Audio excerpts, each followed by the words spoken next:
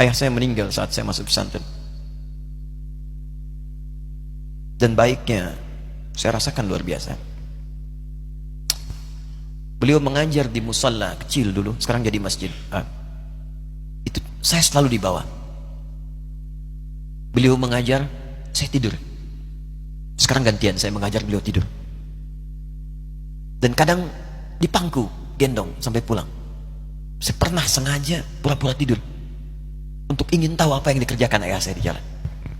Jaga betul supaya nggak bangun. Begitu saya disimpan di kasur dan bangun, diajak bercanda.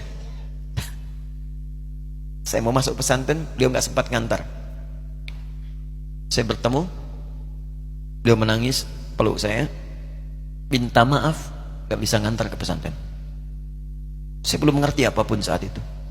Saya bertekad, insya Allah saya belajar dengan sungguh-sungguh. Sepekan 2 pekan saya dapat panggilan pulang. Saya tanya pada kakak saya yang ikut, sekarang ada di sini, di mana ayah? Beliau nggak jawab. Sampai di Bandung, paman saya, beliau sekarang Sekom MUI Jawa Barat, langsung menyampaikan, nampaknya nggak akan terkejar sampai sana, mungkin sudah dimakamkan. Saya ngerti, paham saat itu bahwa beliau telah wafat. Maka saya pulang. Maghrib saya sampai, saya dapati ibu di ruangan tengah. Saya datangi, saya menahan tangis, tidak menangis sedikit pun untuk membahagiakan ibu saya. Saya datang, saya peluk, saya temani tidurnya. Itu pertemuan saya dengan ayah saya terakhir di mimpi. Saya bermimpi melihat sudah pakai kemeja, tersenyum, mendadahi saya. Sudah. Besoknya saya cari ke kamar, ternyata Allahu Akbar, apa yang selama ini saya pelajari di pesantren, kitabnya sudah ada di kamar semua, sudah disiapkan. Saya menangis saat itu. Saya bawa mushaf. Jadi bapak saya, ayah saya, itu bajunya pun saat wafat dibagikan kepada sahabat-sahabatnya. Bajunya, kitab-kitab ini dibagikan. Ibu saya menunjukkan kemudian ada jam yang nanti nak pakai. Saya bilang simpanlah. Saya bawa mushaf.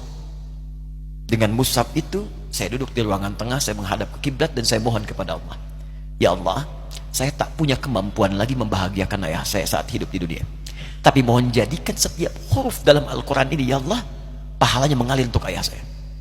Begitu saya bacakan saat itu, tak bisa saya berhenti, dan tiba-tiba langsung masuk ayatnya, artinya, posisinya, nomornya, gak pernah berhenti, masuk. Saya bertekad ingin berbuat baik. Puncaknya saya sekolah. Ibu, ya Allah, saya ingin berbakti pada ibunda saya. Anda tahu apa yang terjadi? Demi Allah saya katakan, ketika Anda bersabar, ibu saya, Bu, Pak, itu krisis 97 Pak. Waktu krisis saya masuk pesantren, saya diberikan sempurna bekal seperti anak-anak lain. Rupanya ibu saya sudah tanya kepada santi-santi, orang tuanya, berapa bekal Anda kasihkan? Dikasih yang paling tinggi itu dikasihkan pada kami tiap bulan. Saya terima. Satu kali libur saya pulang dari jauh, ibu saya tersenyum melihat sedang jemur pakaian lihat saya. Begitu saya tiba, kaget saya. Kok pakaian ibu saya, pakaiannya nggak cocok dipakai gitu. Ini bukan pakaian ibu saya, kayak kain pel lah kalau sekarang. Saya masuk ke rumah, saya kejar, saya buka pakaiannya, lemarinya, saya nggak temukan sedikit pun. Saya kejar kakak saya, dia sudah siapkan makan. Kak perempuan kami yang kedua, mana pakaian ibu saya? Perhatikan jawabannya. Dia menangis saat itu. Dia bilang, mama itu telah menjual semua perhiasan dan pakaiannya untuk pendidikan kamu. Jual. Untuk kita katanya. Jual. Dan bertahan dengan 150.000 per bulan saat krisis. Jadi rupanya ibu saya itu makan nasi sehari cuma sekali. Beliau mengajar. Di berangkat sekolah itu cuma makan pisang, minum kopi, makan nasinya malam. Saya bilang, ya Allah, saya akan ganti baju ibu saya dengan kain ihram dan saya ganting tangannya di Masjidil Haram. Itu apa yang terjadi? Begitu saya kuliah di Libya, alhamdulillah, saya berangkat, saya mulai mengajar, saya serius belajar. Saat itu kemudian Allah mulai berikan jalan. Saya ingin sungguh-sungguh. Malam saya bangun, saya sholat, saya belajar, saya menghafal Quran, saya belajar riwayat Quran. Sampai puncaknya tiba. Saya ditugaskan pemerintah Indonesia saat itu untuk jadi petugas haji di Mekah. Saya telepon ibu saya.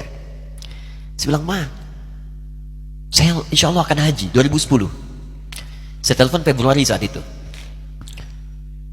Saya dengar suara, terbayang wajahnya indah, senyuman, bahagia. Alhamdulillah, nak. Kapan berangkat? Tahun ini insya Allah.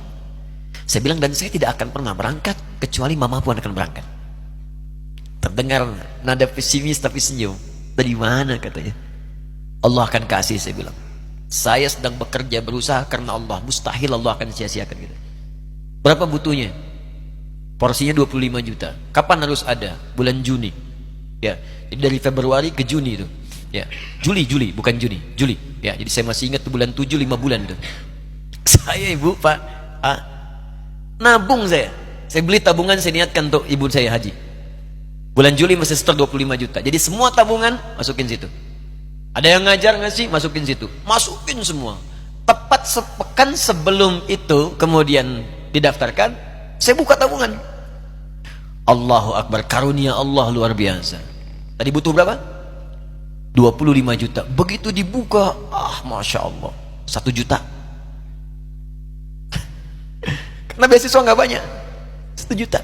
Tapi 3 hari sebelum daftar, entah dari mana ibu-ibu pengajian nih KBRI datang, Ustaz, ibu katanya mau haji juga ya, Ustaz mau haji ya, ibu ikut ya, sudah nggak usah dipikirin, nanti kami yang pikirkan semuanya. Tiba-tiba dikirim, bayar porsinya di sana, dapat koper paling besar. Bayangkan, tadinya kopernya belum datang, telepon lagi, nak koper belum datang katanya. Saya bilang, Ma, tenang aja, apa hajinya nggak jelas ini? Tidak jelas, saya bilang, insya Allah. Ya, nah cuman beritanya berbeda. Begitu saya telepon lagi, Ma gimana bisa? Nah, telah keluar pengumumannya. Kapan, Ma? 2013. Loh kan saya haji 2010, nggak bisa, harus 2010. Lihat kalimat ibunda saya. Nah, jangan pernah mengambil hak orang lain. Allah kasih 2013, Alhamdulillah. Saya bilang, Ma, kita tidak harus mengambil hak orang lain, tapi kita meminta kepada Allah yang memanggil kita. Boleh jadi Allah akan berikan tambahan kuota pada tahun ini. Doa lagi, minta, datang ke masjid. Tiba-tiba ada sedang oki di Istanbul saat itu, keputusan 1.000. Setiap ada 1.000 muslim, 1 kuotanya.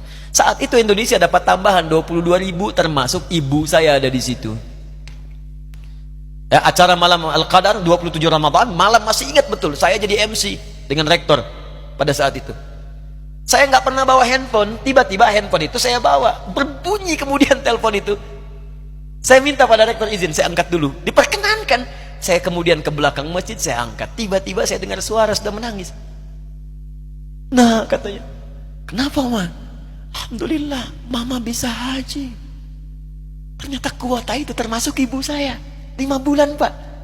Wena biasa. Nggak bayar tambahan, nggak ada macam-macam, bisa berangkat.